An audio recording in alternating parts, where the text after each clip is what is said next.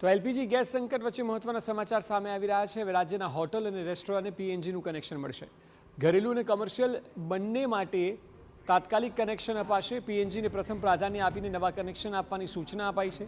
City gas કંપનીઓ સાથે ચાલી રહી છે વાતચીત અને હાલમાં આપણી સાથે એલપીજીનો પૂરતો જથ્થો છે તેવું રાજ્ય સરકારનું કહેવું છે। સરકારે એલપીજીમાં 20% સપ્લાયમાં વધારો કર્યો છે। દરેક જિલ્લાને વધારાનું કેરોસીન આપવાની રાજ્ય સરકારે શરૂઆત કરી છે અને દરેક જિલ્લાને 36,000 લીટર કેરોસીન આપવાનો સરકારે નિર્ણય લીધો છે।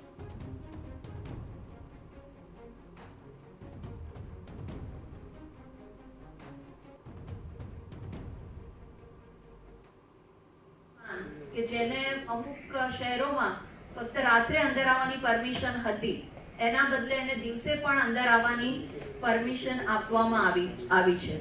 કેન્દ્ર સરકારે દરેક રાજ્યને કેરોસીનની ફાળવણી કરેલી છે। ગુજરાતને પણ કેરોસીનની ફાળવણી કરેલી છે।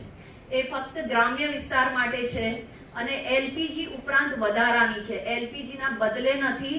હાઉસહોલ્ડને 5 લીટર અને સંસ્થાને 25 લીટરની મર્યાદામાં કેરોસીન આપી શકાશે। તો કોઈ પણ ગ્રાહક પીએનજી અને એલપીજી કનેક્શન સાથે ન રાખી શકે। બુધવાર સુધીમાં એલપીજી કનેક્શન સરેન્ડર કરવા રાજ્ય સરકારે નિર્દેશ કર્યો છે। તમામ એજન્સી પીએનજી અને એલપીજી કનેક્શનના ડેટા વેરીફાઈ કરી રહી છે।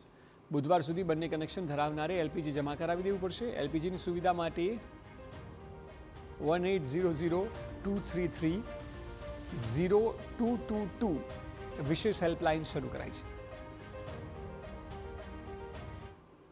પીએનજી અને એલપીજી એમ બંને કનેક્શન રાખી નહીં શકે।